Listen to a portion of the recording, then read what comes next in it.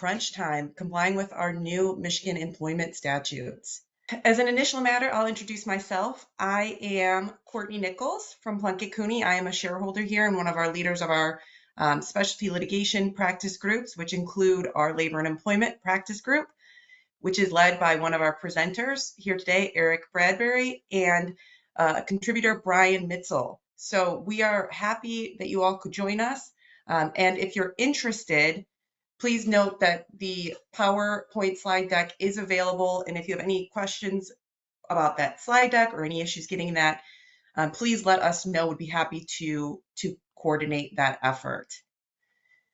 Before we get started, I'd like to just give you all a brief introduction about Plunkett Cooney if you're not familiar with our law firm. We are based here in Southeast Michigan, headquartered in Bloomfield Hills.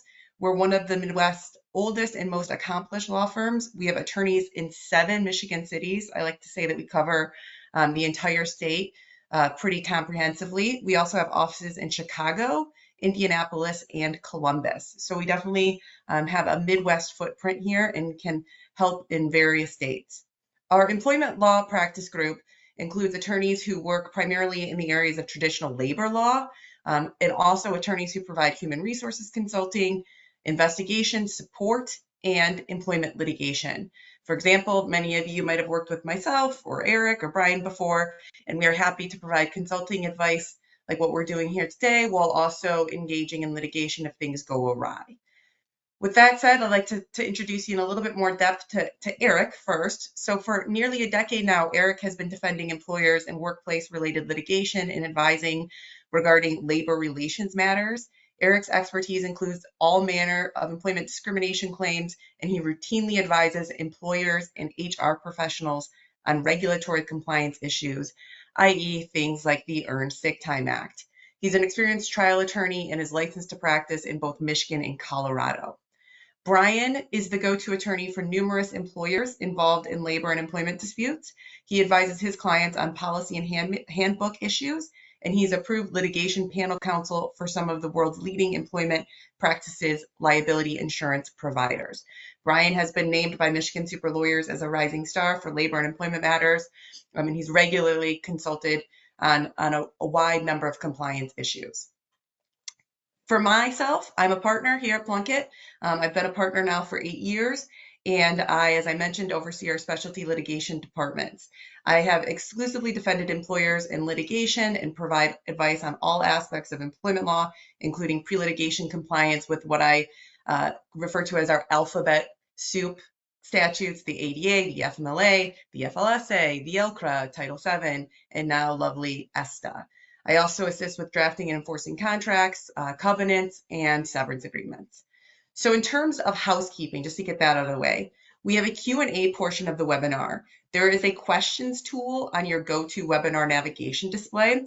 Please take a moment to familiarize yourself with that questions tool, and then if you want to go ahead and enter questions as they occur, they're going to be compiled and sent to us to answer at the conclusion of the presentation. We are going to try to answer as many questions as we can today. We understand how hot of a topic this is and how many unique questions you all probably have. One caveat, we cannot give specific legal advice here today. So if you have a very complicated or unique question that is very fact intensive, we likely will not be answering that today, but please feel free to contact myself, Eric, or Brian offline so that we can determine how we can best assist you. Additionally, we will work to provide an FAQ sheet after the webinar is concluded to the extent that there are questions that were asked that we could not get to, but that we expect numerous clients and attendees would want to hear the answer to. Today's webinar has been approved for 1 SHRM professional development credit. Following today's program, the certificate of completion will be emailed to each of you within 24 hours reflecting this credit. If you don't need any CE credit, just discard that certificate. And again, today's session is going to be recorded. That recording is going to be available on the event page of our website, which is located at www.plunkettcooney.com. So you can access the recording and the slide deck at that time, and feel free to go ahead and share with any colleagues or individuals you know with questions about this content. So thank you so much again for attending today's webinar. And with that said, we'll go ahead and get started. All right, so what happened, right? This is This is a very fun question that we're getting a lot of, and I get it, right? It is a complicated issue. Hours before February 21st, which was our effective date for the Earned Sick Time Act, the Michigan legislature made changes to the law, which is called HB 4002. So House Bill 4002 is the document that modified the ESTA. So if you're looking for the actual statutory provision, look for HB 4002. Anything that's not enrolled House Bill 4002 is not accurate. Many of you that I've dealt with, we were waiting and waiting and waiting and waiting to see what happened before we rolled out massive policies and sick time changes, because there was this pretty ubiquitous notion that there was going to be an amendment. So 11:30 p.m., we get the amendment. The amendment does not actually change the effective date. So this is a question I'm getting right out of the gate, which is, okay, well, there is an amendment, so that must mean that they're pushing back the effective date, which is generally what happens. Okay, so as a matter of course, typically when a law is amended, much less amended in the moments before it becomes effective, the lawmakers will build in a provision, almost a safe harbor provision, that pushes it out 30, 60, 90 days. That did not occur here. However, they did build in a provision that will be discussed that gives you a safe harbor in terms of modifying your policies and providing notices to employees. But if you have employees that are coming up to you now and saying, yep, we have these rights under this law, they are correct that the law became effective. Ultimately, the amounts of leave and the reasons for the leave are very consistent. There were no serious modifications there, with the exception of small businesses. And the key takeaway is that most full-time employees, again, with very few exceptions, are getting 72 hours of paid sick leave. So with that said, Brian's going to touch on the minimum wage, which was also modified, before we dive into the nitty-gritty about the ESTA. So I think everyone's generally familiar with minimum wage and what that means. So, a year or two ago when there was the fight for 15 and all that going on in the media, this is just Michigan's version of what it's doing in response. So, as you all might be familiar, the federal government sets the floor for minimum wage. That's 7.25. But states can always add more. This is Michigan's way of adding more. So Michigan minimum wage went from 10.56 to 12.48, effective back as of February 21, and then has a few step increases until ultimately by January 2027, it increasing to $15. That's pretty well understood what minimum wage is. But one of the significant changes here actually is the phase out of, or the phasing of, differential for tipped workers. So largely affecting the food service industry. Some of the clients that I've worked with have talked about this. And so tipped workers are allowed to be paid less of a percentage of minimum wage. That will then increase up until 2031, when it will be 50% of minimum wage. What does that mean? So right now, as of February 2021, tipped workers are going to make $4.74 an hour. Previously, it was in the $3 range that tipped workers were able to earn as far as their pay, but they were receiving tips, which would make minimum wage, or which would, equate to more than minimum wage. Some of the concerns that we've been hearing from some clients in the food service industry, from both employers and employees, is how consumers may react to that. So since there's going to be a differential, if I'm a consumer and I go to a restaurant and I believe my server is going to be making more money as far as their salary wages or their wages go, then I might tip less. So that's been a concern from the industry. But as it stands, tipped workers are going to be paid more closely to minimum wage than they previously could have been. There are implications with that, and employers are trying to make adjustments as to tip sharing, tip pools, and there's a lot of considerations now looking at federal law versus Michigan law, how that shakes out and how that makes business sense, because typically in those types of industries, the margins are not that high. So there's a lot to look into, a lot to consider.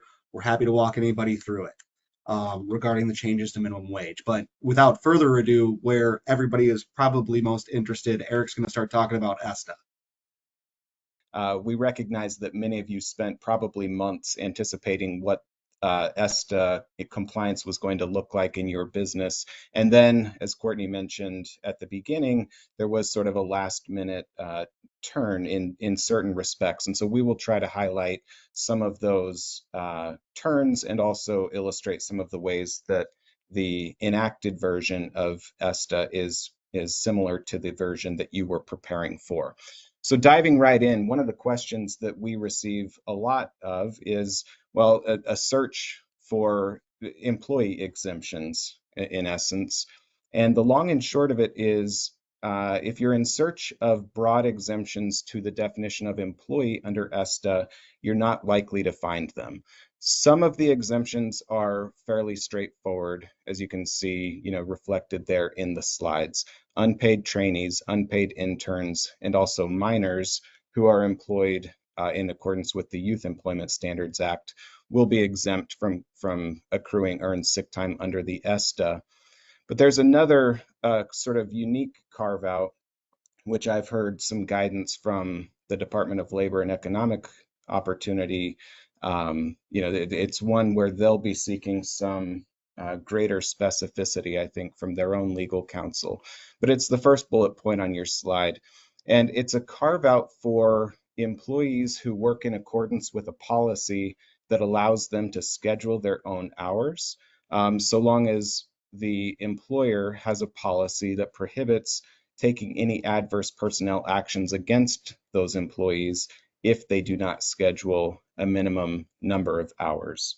And so it's no doubt a narrow sort of exemption, and one that if you think you might have employees falling within, you'll certainly want to talk with your employment counsel before classifying those employees as exempt.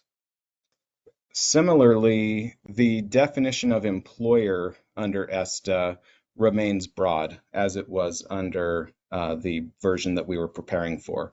Really, the only exemption is the United States government in its capacity as an employer does not fall within ESTA's coverage. There was some confusion right after the law was enacted about whether nonprofits were written out of the definition of employer. And we've since received the clarification that no, in fact, nonprofits and the vast majority of other employers in Michigan are covered employers. Of course, there are differences in how large versus small employers are treated, and we'll talk about some of those. And there are also some differences with respect to the timing for compliance for a small business. As you see there, if a small business, which is those with 10 or fewer employees, they have until October 1st to comply with the ESTA's requirement. Everybody else, as Courtney mentioned, is covered, and the law is effective. Now that Eric's kind of explained who's covered, the next question that we get is, well, how do we do it? And so that's where accrual comes in. So what are employees earning? What do we do? How do we make this work? How do we comply with the law? So accrual is just what number of hours are earned. It's pretty straightforward. That's not changed. It's 1 hour for every 30 hours worked. So earned sick time is allowed for 1 hour of earned sick time for every 30 hours worked. And the difference is accrual versus use, largely. That's the large topic of conversation. So accrual means, obviously how much you earn. Use is how much you can use and how you use it. We'll talk a little bit more in depth about what you can do to make those changes, but largely this all goes back then to what you want to do, how that affects your business, and what your policy may or may not say. And that's where the big picture kind of comes in. We tend to get a lot of specific questions about well, I want to do this for these employees and that for those employees. But it may not be a one size fits all. It may have to be versus, for example, one bucket of time versus two buckets of time. And that's something we can help you out with. Regarding accrual, though, continuing into the second bullet point there is a carve out for small businesses. So those with less than 10 employees, accrual can be limited to 40 hours as opposed to 72 hours. But accrual across the board generally is going to be 1 hour of earned sick time for every 30 hours worked. How employers want to allow the use of the ESTA time is pretty specific and statutorily drawn. If an employer offers more time than the statutory minimum, that's when it gets creative. That's when it's beneficial to really talk about the pros and cons of how that time can be used.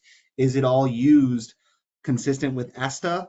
Are there different use requirements for any sort of time that is over the ESTA minimum? That's where we can be helpful, planning a policy, planning along, and really making everything make sense for the business. Next is carryover. So that's kind of a funky thing for the most part, which is really how this law came to be, right? I think everybody's familiar from our previous webinars and our previous rapid reports about how this law came, right? It was a voter initiative that was then changed by the legislature, and then the Supreme Court ultimately said, no, legislature, you can't change it. The voters acted. That's the same way that, or a similar way in which recreational marijuana laws got passed in Michigan. But so sometimes what this means is, yes, as an employer, you're allowed to say 72 hours, that's all you can use for ESTA time. In some scenarios, though, however, if it's an accrual basis, you still have to allow an employee to accrue that time, which is kind of confusing, right? So somebody can have a bank of 200 hours that they carry over and they can't use it. We'll talk about what to do with that excess time in a little bit, but this is just kind of one of the unfortunate scenarios with the way this law was passed. It's not nice and clean and makes perfect sense to everyone, but technically speaking, carryover is allowed year to year, but employers are allowed to cap usage, which is obviously what affects the employer most. Next concept to kind of be mindful of is this idea of front loading, which just refers to giving employees their earned sick time or PTO, however you're classifying it, upfront as opposed to on an accrual basis. So House Bill 4002 clarifies that front loading is certainly a permissible way of complying with this new law, and it creates maybe some incentives for doing so, and some of those are outlined here on the slides. I mean, one is that as you see there, the no carryover is required, which means that you can choose to use a so-called use it or lose it approach to your earned sick time if you choose to. Another sort of built-in incentive is just the general or the relative ease and simplicity that accompanies tracking accrual as opposed to front-loading time up front. Really, in a front-loading system, what you're tracking is the number of hours that an employee uses, but there really would be no reason or basis to track what they accrue. Questions come up sometimes about whether employers are allowed to front load for their part-time employees as well as for their full-time employees. And under the new ESTA, the answer is yes. Certainly front loading for part-time employees is something that you can do if you choose, but there are some procedural particularities involved in doing that. So just as with full-time employees, the company can choose to front load at the beginning of the benefit year, but there are some requirements. And one of those is that the employer needs to provide that part-time employee with a written notice that specifies how many hours the employee is expected to work in the coming year. Okay. The amount of the sick time that that employee receives then would need to be proportional at least to the minimum accrual amounts that Brian described a moment ago, that being 1 hour of leave for every 30 hours worked. And then since this is all based on an expectation of how much the employee is going to work, ESTA doesn't want there to be a situation where a part-time employee might end up working but not receiving time for the hours that they worked. And so the way to handle that would be that if the employee, say, was expected to work 100 hours for the year, but they ended up working 120 hours, they would accrue time for that extra 20 hours at or above the accrual rate of 1 hour for every 30 hours worked. So next question we always get, right, when we're going through the process, working with a client on, okay, we know who's covered, we know how they can use it, we have a plan in place. What about these new employees? We don't know, turnover has been a little bit higher recently, maybe for a client. And do we have to give it to them right away? What can we do to not pay somebody 72 hours off in their first couple days and then they leave? So there is a build out for a waiting period, meaning in your policy, you can say a new employee has to wait and they can't use their time until the 120th day. If that's going to be the case, that should be written in a policy, has to be written in a policy, and that's a way to protect an employer from hiring, being on an expansion basis where you might be hiring additional people and you're not sure how it's going to go and you're considering the potential implications of those new hires. You don't want to be, uh, you know, holding the bag, paying earned sick time, which has very relaxed requirements for use, and that employee then leaving the next day. So there's a 120-day waiting period. What's interesting about that is for seasonal employees, we get a lot of questions about I'm a municipality and I have election workers. They only work X amount of days. They work pretty intermittent. Same as your landscaper. They might likely work seasonally. So the department has described that there's a 2-month period. So new employee does not include someone who is rehired within 2 months. So for example, if I have an employee, they're terminated, they resign, whatever it is, the employment relationship ends. 1 month later, they are rehired. That is not a new employee. So they would just continue where they left off for their earned sick time. That's kind of a unique thing that that employers should be conscious of regarding rehires. If it's over 2 months, that period where there's no employment relationship, then they are considered a new employee, and then the 120-day waiting period can be re-implemented. So that's something to consider if you have employees that are hired, rehired, waiting periods, things of that nature. Also on that point, a lot of questions we've been asked are specifically to what I was talking about earlier regarding what if we front load, right?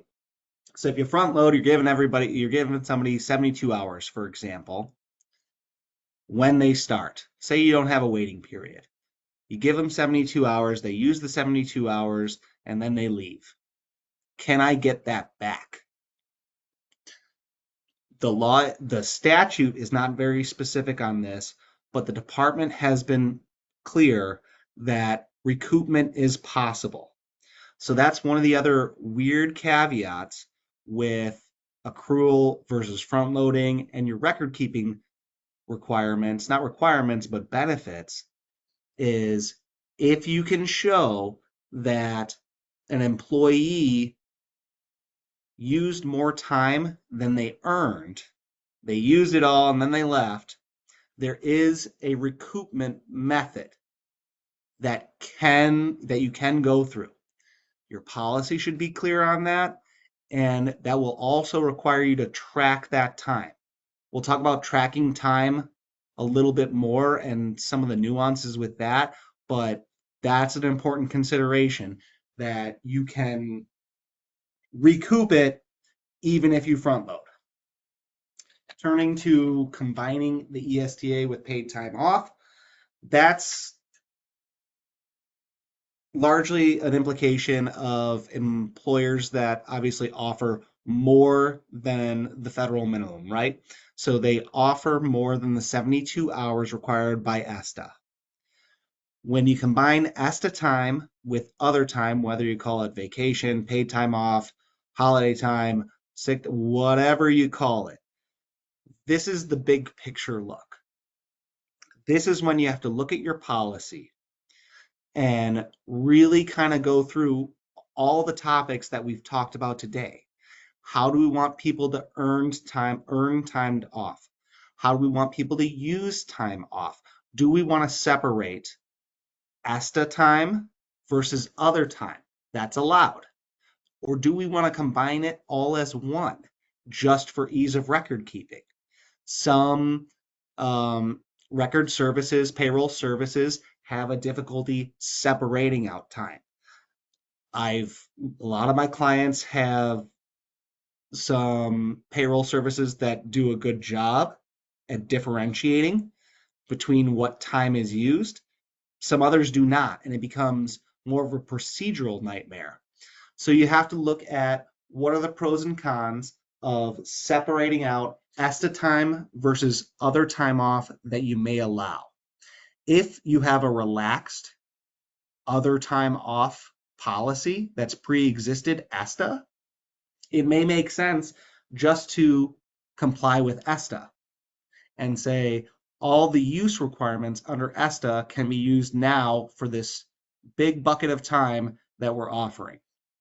If you have more stringent use requirements for your other paid time off, it may make sense to separate the two and say you can use ESTA time for X, Y, and Z, and you can use paid time off for A, B, and C.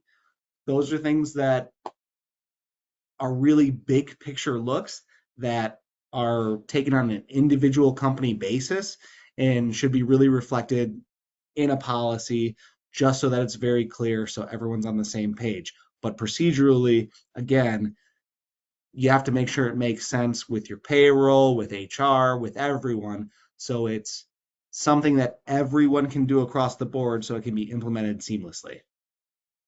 Now, the rate of pay will be something that hopefully is one of the fairly straightforward aspects of ESTA, although I suspect there will be times where that isn't necessarily the case. What the law says is that earned sick time is going to be paid at the employee's normally hourly rate or their base wage, but not less than the minimum wage. Okay, and this base wage or their normal hourly rate does not include things such as overtime pay, holiday pay, bonuses, commissions, supplemental pay, and the like. Of course, questions about particular, rates of pay would be something to direct to, your payroll administrators and, legal counsel if necessary. One area, though, where we're certainly seeing a lot of questions and where nearly every policy that we look at needs adjusting is when it comes to the notice that employers are asking employees to provide for their absences related to the use of earned sick time.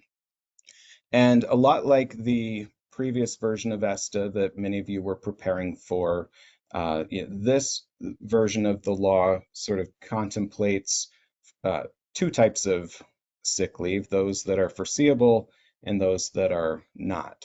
Foreseeable events, of course, things like scheduled doctor's visits or other things that might reasonably be scheduled as opposed to unexpected. What the law allows for these foreseeable events is requiring employees to provide up to 7 days advance notice. A lot of the policies that I look at and help companies adjust, contain a 7 day requirement, but they frame it as provide at least 7 days advance notice, which at least arguably isn't in technical compliance with ESTA. You're allowed to require up to 7 days advance notice for foreseeable events.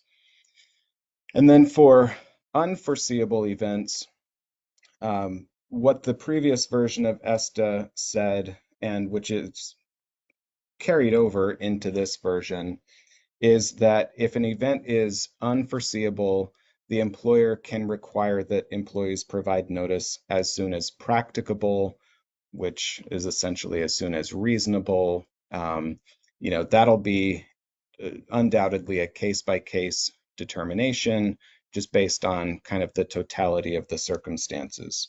But there is another sort of caveat to that in this new version of the ESTA, which I've not seen many employers choosing to make use of. I think in part maybe because it's not entirely clear what this is supposed to mean. But employers can choose to have a policy that relates to the notice employees are supposed to provide for unforeseeable uses of sick leave. And if so, then on the date of hire or as of the effective date or when the policy becomes effective, the employer needs to provide a written copy of that policy to its employees that explains what its procedures are for providing notice in these unforeseeable events. That notice requirement would need to allow the employee to provide notice after the employee is aware of the need to use sick leave, which to me kind of puts us right back into the as soon as practicable standard, right? If the employee is aware, then okay, they need to provide you notice as soon as possible. But what the law specifies is that the company requiring notice when the need to use that leave is not foreseeable, um, to quote from the law, shall not deny an employee's use of earned sick time that is not foreseeable if the employer did not provide a written policy to the employee, or if the employer made a change and did not provide notice of the change within 5 days after that change. So that to me is, probably about as clear as mud. But what it does emphasize is that if you are making changes to policies, those changes need to be clearly communicated to employees, and companies would need to be careful about denying an employee's request to use sick leave that's been earned or front-loaded if that notice had not been provided. Next is, so an employee uses earned sick time. Everyone's familiar with the former processes that were allowed under the law, requesting doctor's notes, for examples, documentation. ESTA is a little bit more relaxed. So first off, you can't require anything until there's 3 consecutive work days that are taken pursuant to ESTA leave, which is a little bit of a game changer probably for some employers. Probably not used to it, probably very familiar with other laws in which you can engage in an interactive process, ask for documentation, send follow-up correspondence, and ask the why, well, can you prove it? So there's not really there's a little bit of leave time here for an employer to ask an employee and verify whether or not they need to use the time they claimed. So that's going to be a little different for most employers. So again, the first 3 consecutive days for ESTA time use, you can't require documentation. Afterwards, you can request reasonable documentation. Reasonable documentation means something like a doctor's note or something similar, but that can't be requested until there are 3 days of ESTA time used, which is going to be a little funky. If you operate on a basis where it's difficult to have a person, take off without notice, then you might have to make some consideration changes, because under the law, they can take 3 days consecutively pursuant to ESTA with, as Eric said, practicable notice if it's not foreseeable, and you can't request documentation. So if you're operating a shop floor, for example, and you need employee X to make the shop run, and if employee X calls in 3 days in a row without advance notice, that could be problematic, and that's something that should be planned for. So because this law is more relaxed on the use requirements, the document requirements, everything like that, these are considerations that employers need to really consider. When you are allowed to ask for documentation, that's where the 15 days come in, as described in the slide. So that's when you say, it has to be provided within 15 days. So, that's largely an after the fact type of investigation as to why the time was used, but that's only the case after 3 days of consecutive use, and then you can ask for verification, and that doesn't even have to be provided until 15 days later. So from a procedural standpoint, as far as the employer goes, if you're operating on thin margins of employees, this is something that should be considered. I mean, most of you, I'm sure, deal with employees, and you have employees that are great employees that will never misuse anything. But there sometimes are a few that will go to the ends of the earth to drive you crazy and pull your hair out and take advantage of what the law requires. Those are the considerations that employers must undertake now to allow for this more relaxed use of time. Next is discipline and adverse actions. So specifically, an organization can take adverse personal action against an employee who fails to notify per the employer's policy or misuses the benefit. That sounds all fine and dandy. However, we have issues with proof. We have issues with retaliation. There are myriad issues that can arise. As I just discussed, you can't ask for documentation until a certain time. The use requirements for ESTA time are very relaxed, very employee friendly, and also from a litigation standpoint, they've not been tested by a court. This is all new law.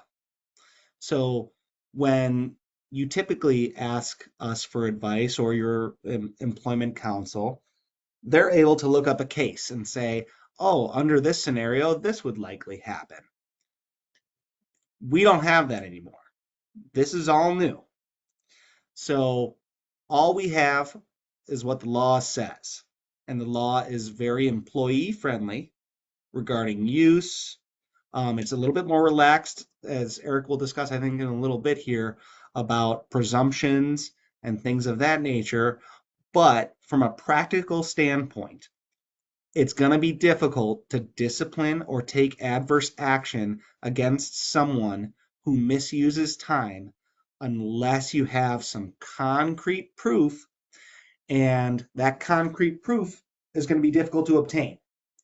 And if you improperly obtain that concrete proof to discipline someone under ESTA violations, I, I got to imagine you're going to be hard pressed to get it, and it might be viewed or claimed to be retaliatory in some sense.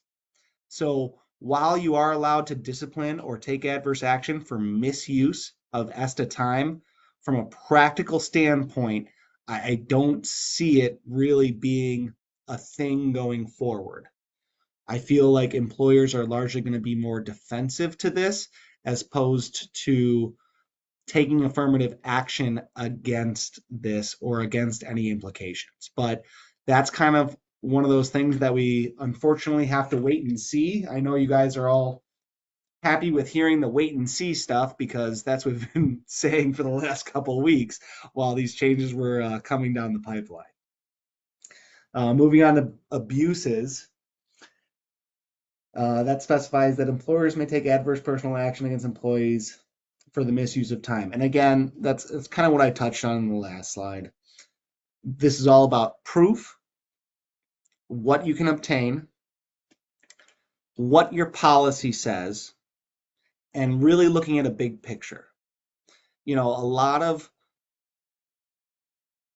employment law and the application against specific scenarios is looking at the big picture, right? I always like to ask, is the juice worth the squeeze? What makes sense under this scenario? If someone uses additional time, what's it worth? What's the value? The employees that are going to abuse this law are probably, I would hope, going to make other abuses for other things. They're also going to be a poor performer. They're also going to be having other issues.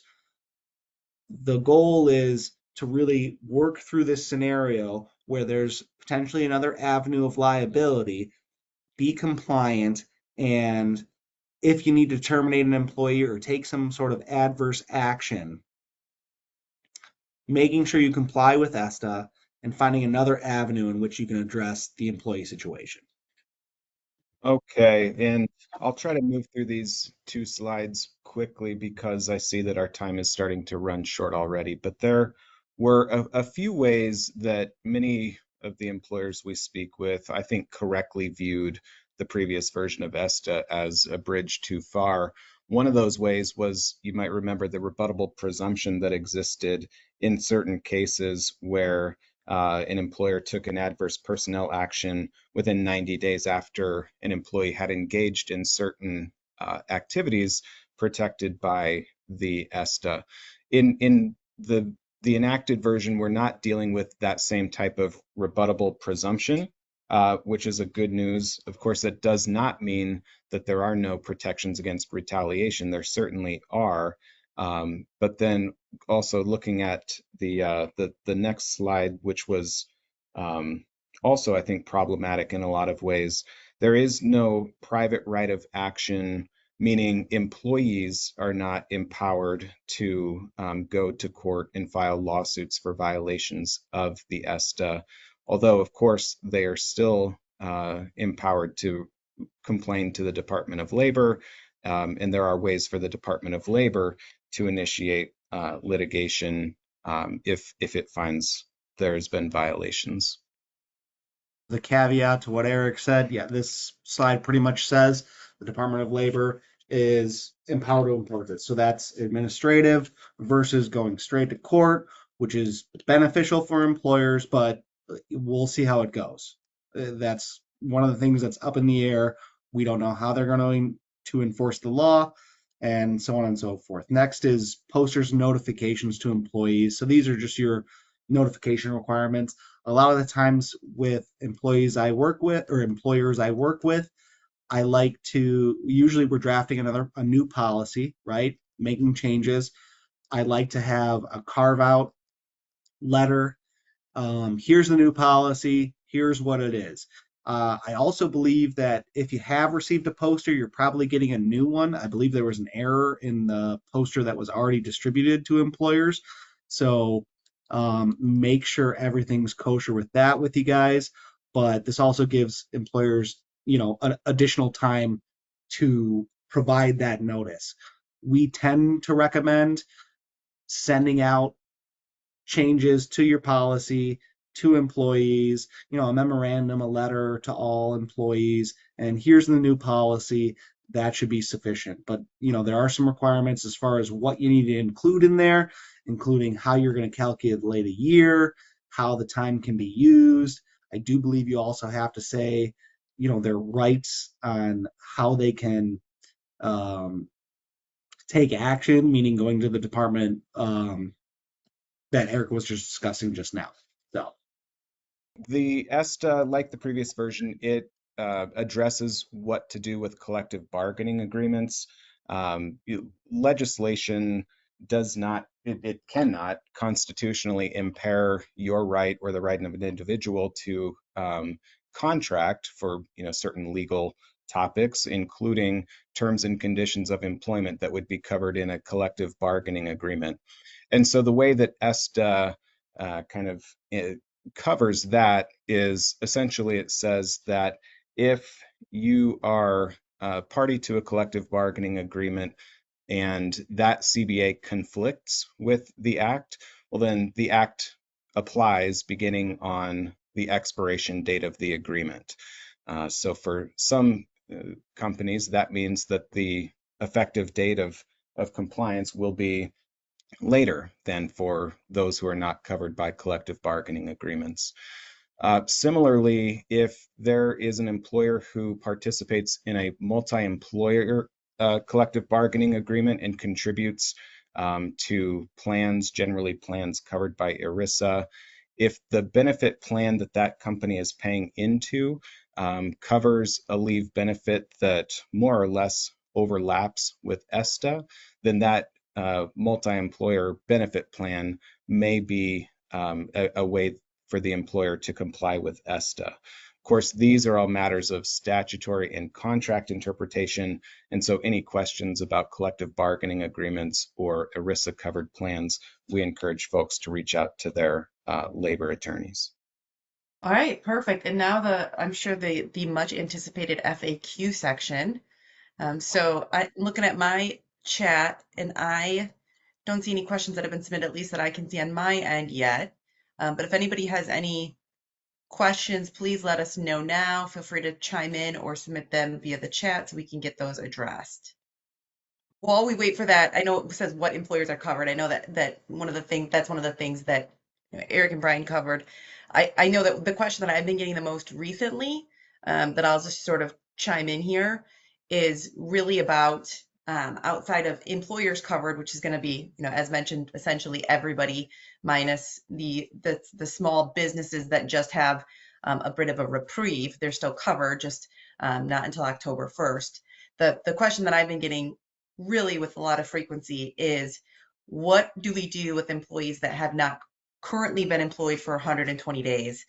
So for example, what if somebody started on February 1st, they haven't been employed for 120 days, can we wait to make them eligible to use leave until 120 days? And we have reviewed this, we've looked at Leo guidance, and our opinion is no, you cannot, given the way that the statute was drafted and the amendments did not address this. The 120-day eligibility period threshold occurs post February 21st. So although this might sound completely illogical, if you hire somebody on February 22nd or March 10th, you can require that they wait 120 days to be eligible to use the ESTA time. Again, that's different than accrual, which begins promptly, but you can put that threshold on usage. If you hired them on February 10th, you cannot. So that's something, again, that we're seeing come up with a lot of frequency that I wanted to address right out of the get-go. Another big question that we see is, can we treat full-time and part-time employees differently? I also get this with, can we have a separate program for seasonal employees or for temporary employees? Yes.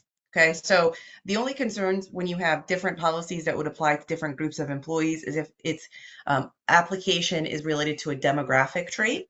So for example, if you have people that are over 40 that have one policy and people under 40 that have a different one, obviously that would have a disproportionate impact on the basis of a protected trait. But if you're looking just to call out categories, i.e. seasonal, part-time, full-time, and separate and have different policies that apply, that is completely okay. In fact, I am seeing that as being what I would consider to be the norm, where a lot of my clients are keeping their PTO programs in place and maybe either modifying the amount of sick time or modifying the amount of time total. And then for part-time employees that had no PTO before, they're just putting them on an accrual for sick time purposes only. Likewise for seasonal employees. So that is completely lawful under the ESTA. So it looks like my mic opened up. Can you guys Yes, hear me? we can hear And you.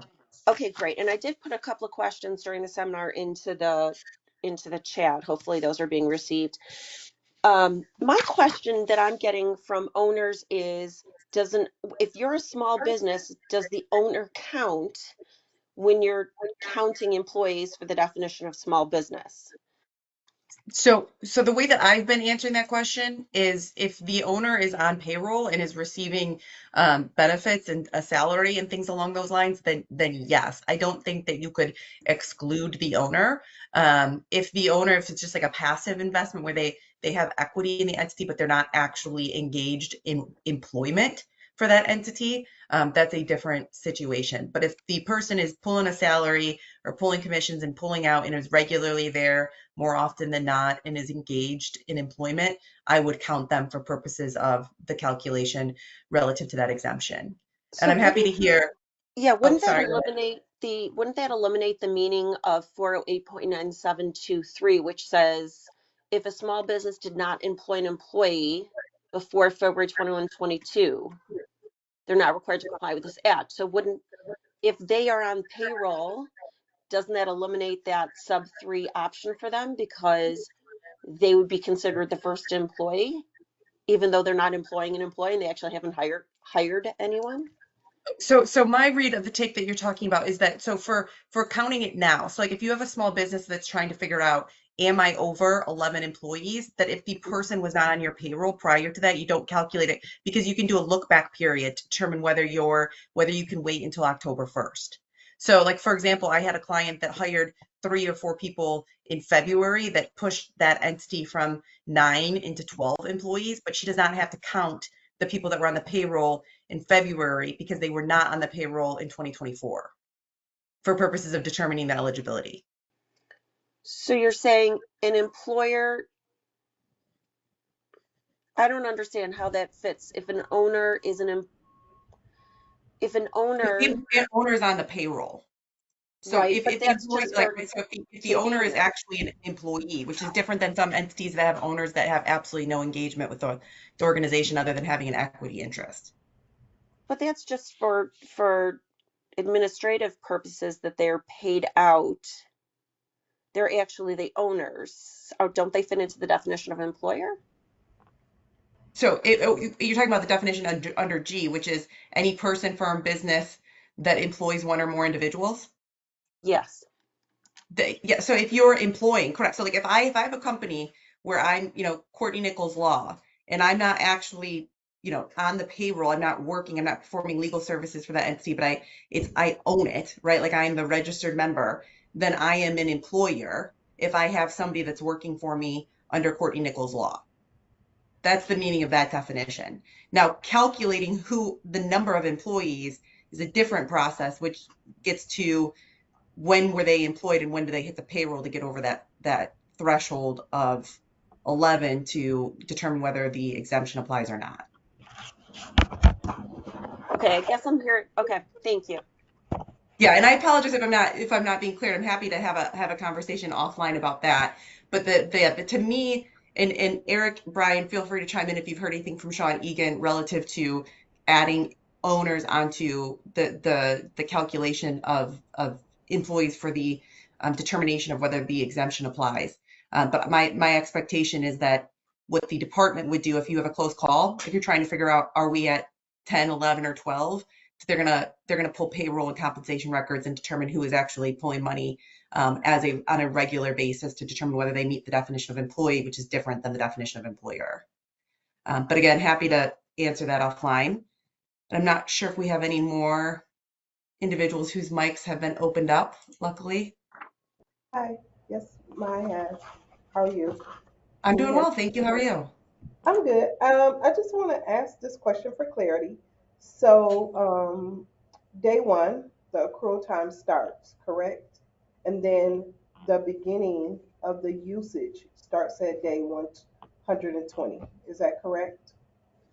For people that are hired, correct, after February 21st. So the only caveat to that, and I'm not trying to lawyer this answer, would be if you have somebody that's on the payroll that got hired before February 21st, you can't put into place that 120-day, some would refer to as like a probationary period until usage begins. But for everybody after, that is correct. When you're doing an accrual process where you're accruing the time and they're earning it one per every 30 hours. Okay, so if I hire somebody December 21st, right? They go back to the old amendment, which was the 90 days that they could start using in their time. No, so the if you have somebody hired December 21st or along those lines, the way that our interpretation is as of the amendment is that they're allowed to start using it effective February 21st. Okay. Okay. Thank you. I'm sorry, You're can you welcome. clarify that again? Anybody hired prior to February 21st, there is no waiting period allowed for the Yep, and accrual month? yeah, sure. Eric, do you want to jump on that and handle that one based on what we've heard from Leo recently? And it's kind of a two-part question as well. So there's no 120-day waiting period for the front-loaded method. Is that correct? Correct. Okay. Thank you for confirming. Okay.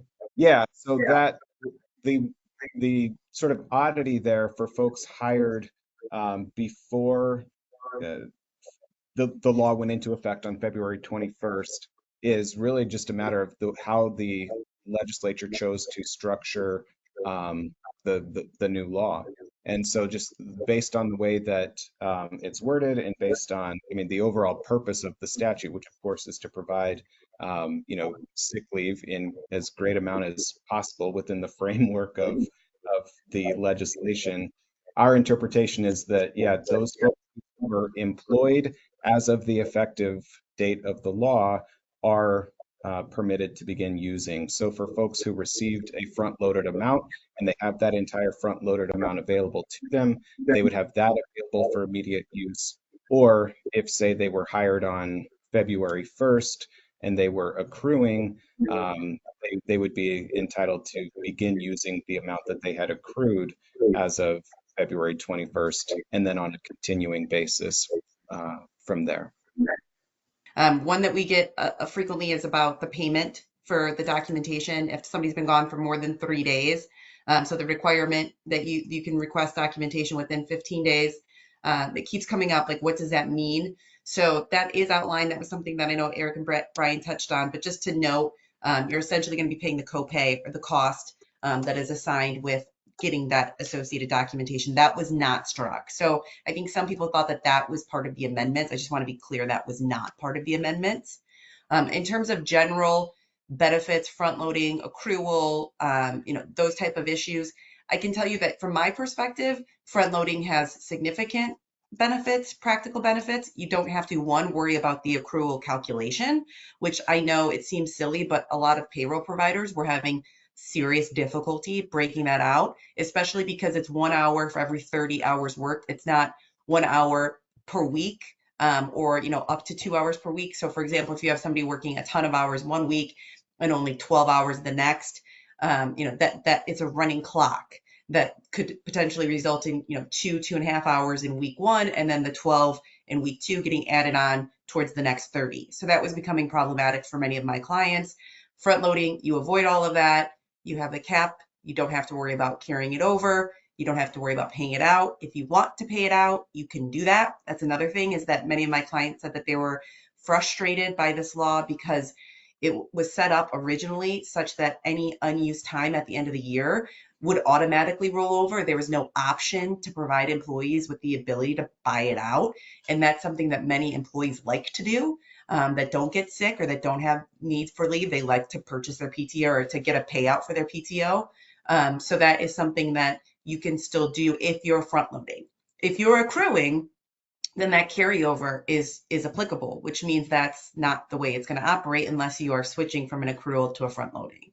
So just again, thinking about that from a practical perspective. Can I ask a question regarding those that have used? So you said those who were hired prior to the February 21st date, they have access. So they have access to all 72 hours, or does Only if it? you front loaded. Yeah, so Only they so. would only have 72 hours if you front loaded. If they're accruing, then they accrue 1 hour for every 30 hours worked.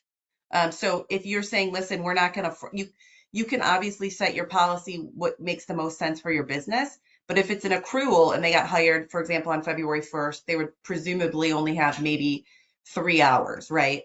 So it would just be whatever their entitlement is pursuant to your policies and based on their hire date Got as it. Thank applicable you. with the law. You're welcome. And that's sort of, that gets to this concept of, what about the company benefit year running July 1st through June 30th, right? Do you have to give 72 hours now? Like, okay, the law says 72, employees have heard 72, everybody is sort of triggered by this number 72. Does that mean between now and the end of whatever year we have in place, we're at 72? No. The good news there is that Sean Egan, the director of the Leo department that's going to be enforcing this, has said that you can set your 12-month benefit year.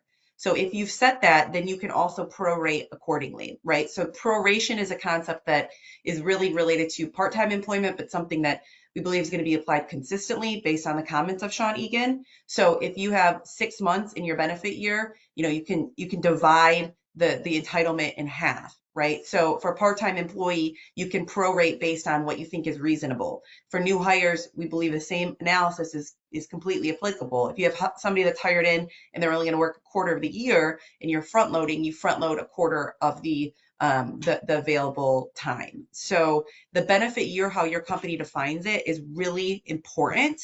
And I know a lot of my clients too that are running anniversary years. So that is completely fine. It might require a little bit more math at this time of year to just determine, where are people at from their anniversary year and how does that apply? But that's something that has come up. The other thing, and this is a question we get a lot of, and I don't see on the screen, but I'm just going to launch into it, is okay, I have a benefit year that's January 1 to December 31st. And I had somebody that was out sick for 5 days in January and went on vacation in February and has no PTO left. Okay, so now it's March 10th and I'm getting ready to issue this notice in my policies. Do I have to now give that person who has already used, well over a week or well over 10 days of leave, an additional bucket of leave to get them through the end of the year? And I'm going to give you a very lawyerly answer here, but it depends. Okay. So for clients that had PTO policies that outlined, hey, listen, you're getting this PTO and you can use it for any sick purpose. You can use it to care for your family members. You can use it, we have that language, for any reason under the Paid Medical Leave Act. You can use it for anything you want. But once it's gone for this benefit year. Say you had that in writing and you explained it and you broke it all down such that your policy is essentially going to be compliant with ESTA, other than you're swapping out PMLA with ESTA and you're adding a few clarifying phrases to the language.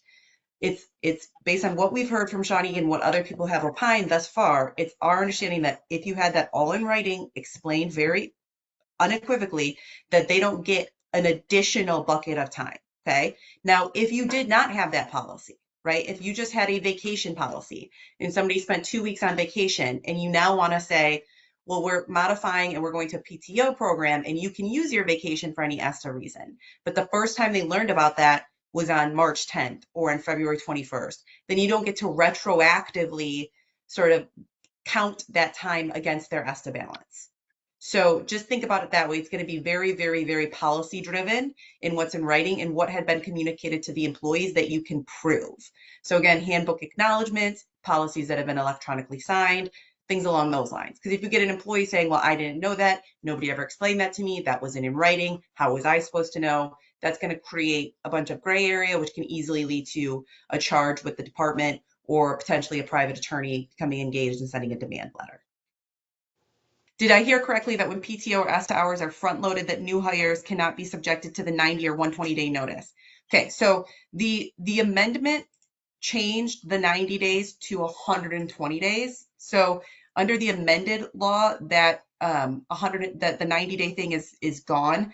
The amended law says that when you're using an accrual method, you can require employees to wait 120 days until they can use it.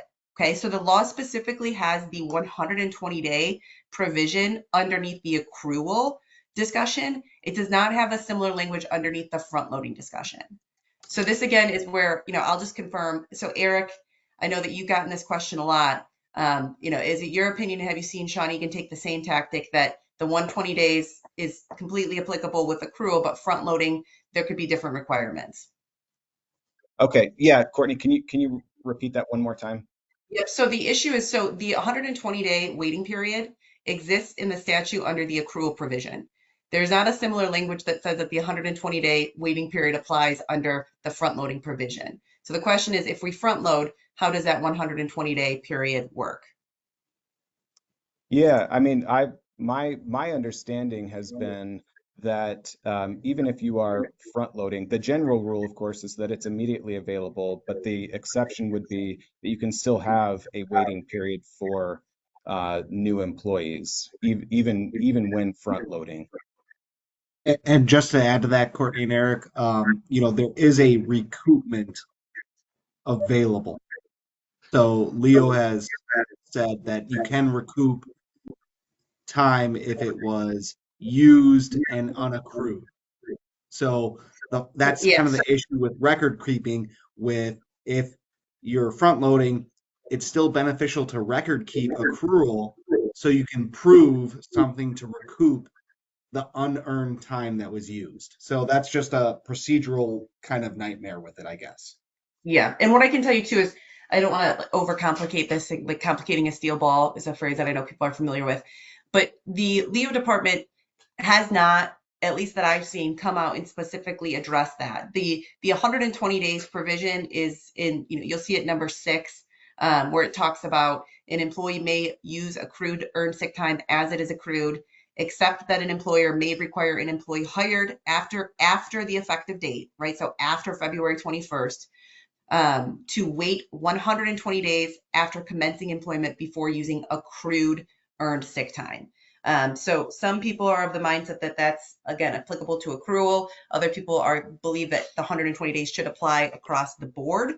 If you apply it and you say, you have it, you're not going to be able to use it, and then they call in and they want to use it, you can count it against the balance, to Brian's point, and try to take that away.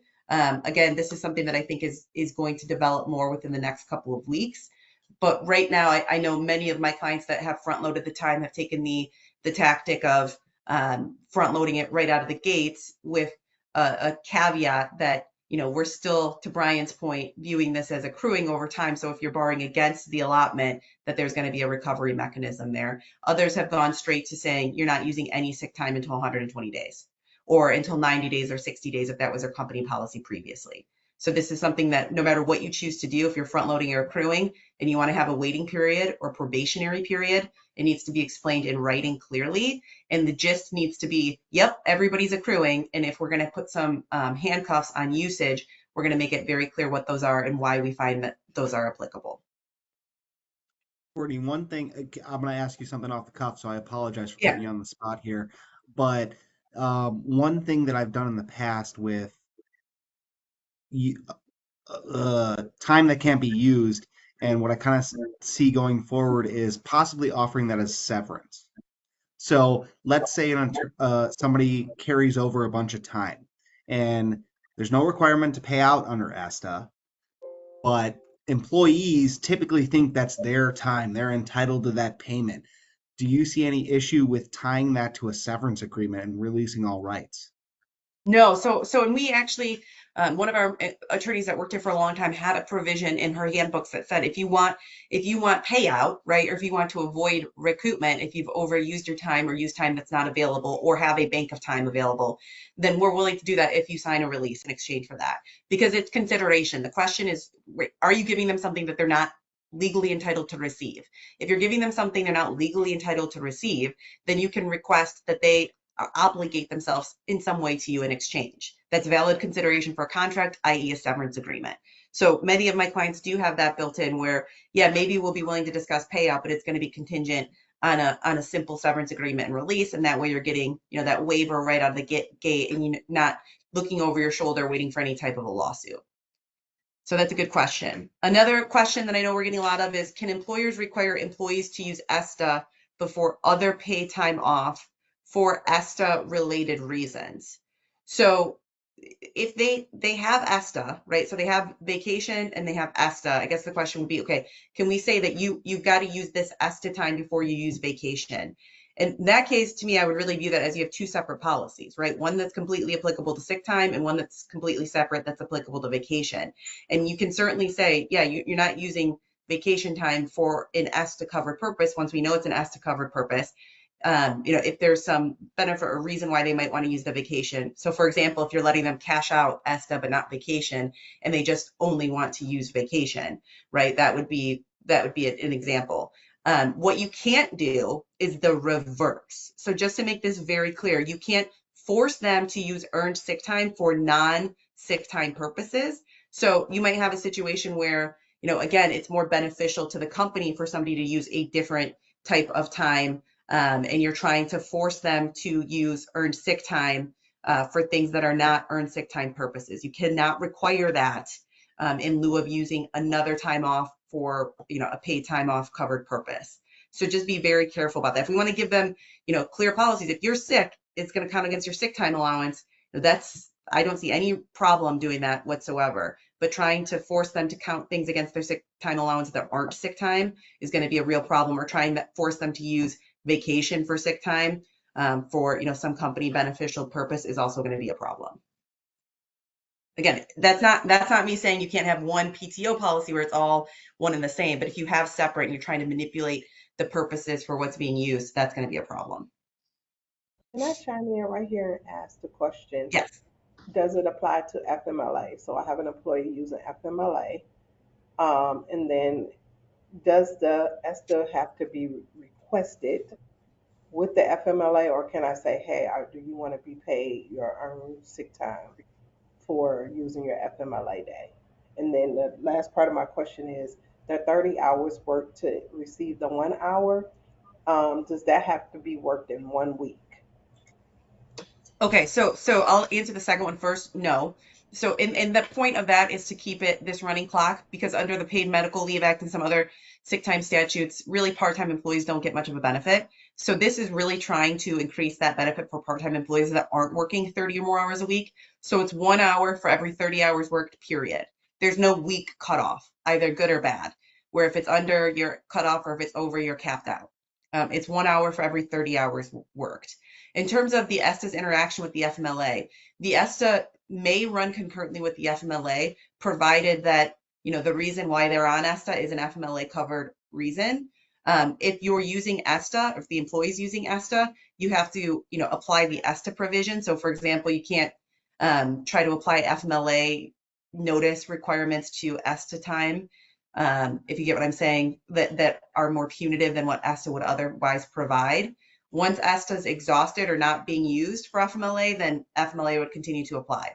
My take on this is that if I know for sure that an employee is gone, is not working, and they've told me that it's for an ESTA covered reason, and they've requested the time off for an ESTA covered reason, that it's the same to me as FMLA, right? Like if we have somebody that we know is on an FMLA covered absence and they say, I don't want it to be FMLA, we can still designate that as FMLA, right? So I see from my seat right now, no issue with saying we have a policy where you're going to, or you can use ESTA concurrent with FMLA, so long as both of those things are for ESTA covered reasons, and you're not, again, trying to force ESTA for something that's not ESTA.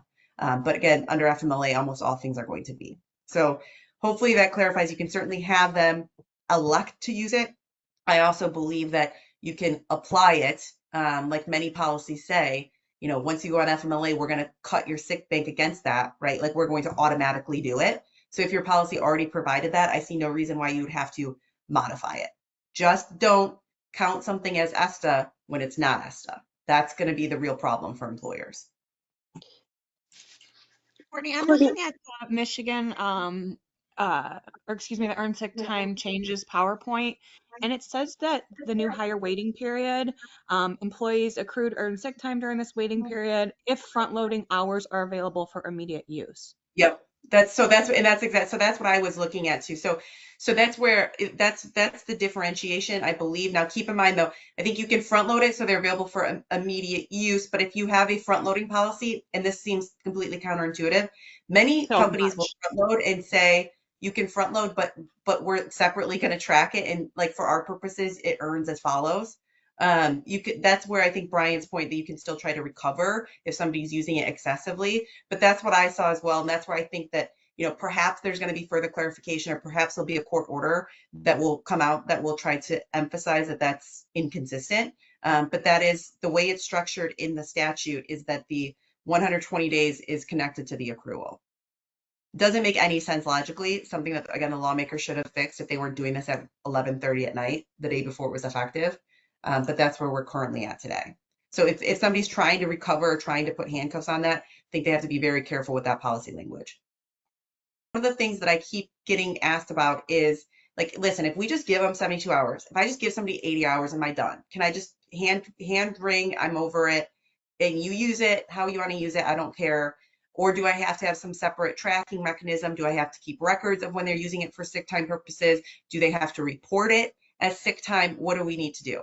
My recommendation, and this is sort of what I want to close on, is that you make sure that you know when somebody is using time that they're characterizing as ESTA related or protected under the ESTA. And there are numerous reasons for this, okay? The first, and I think the most important, is that even though the presumption of retaliation has been amended, there is still an anti-retaliation component to this law. And they are requiring specific language in notices regarding the anti-retaliation provision. You cannot retaliate against an employee who has used ESTA time and availed themselves of their rights under ESTA. And that time is what I would consider to be hands-off in terms of disciplinary action. So many, many, many times I get calls from my clients that say, so-and-so, this employee used 80 hours of PTO unapproved, and it's never here and is completely manipulating our system. And even though they have the PTO, that's not how they're supposed to be using it. And we want to put them on a PIP for attendance, or we want to terminate for attendance. If we don't know whether they were using the PTO for ESTA reasons, or because of a car accident, or because they slept in and just didn't feel like it, then how can we properly ensure that we're not engaging in retaliation? The other thing is that many times employees are given benefits, and they're given documents, and they're given explanations about how these things are to be used. And then something goes a certain way, they don't like it, and they go and file a charge. And you could easily get a charge saying, I was prohibited from using ESTA time. I tried to use ESTA time and it was denied. I was never told that my PTO was inclusive of ESTA time. I called in on these 3 days and I was told, too bad, get your butt to work, right? And if we have absolutely no records of us ever approving ESTA or recording it or demonstrating that we had a policy and a call-in and a process to approve it, it's going to be very, very difficult for you, the employer, to go in front of the LEO department and the wage and hour department and show that you've done everything the right way.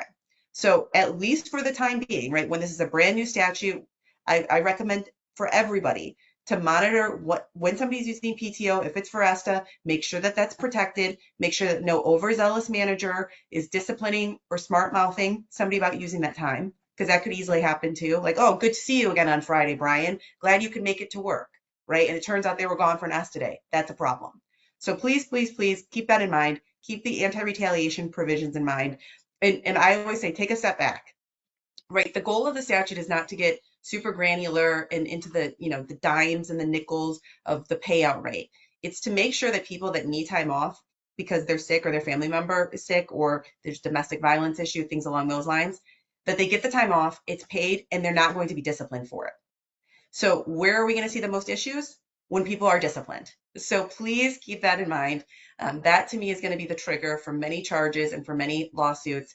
So if we can really make sure that we have management and executive leadership all aligned regarding those things, and that, again, we have the documentation to show that we didn't discipline for those reasons and we did do our due diligence, I think you're going to be at a much, much better spot than many who are going to be, under attack by the plaintiff's bar, again, mostly for those retaliation claims above all else.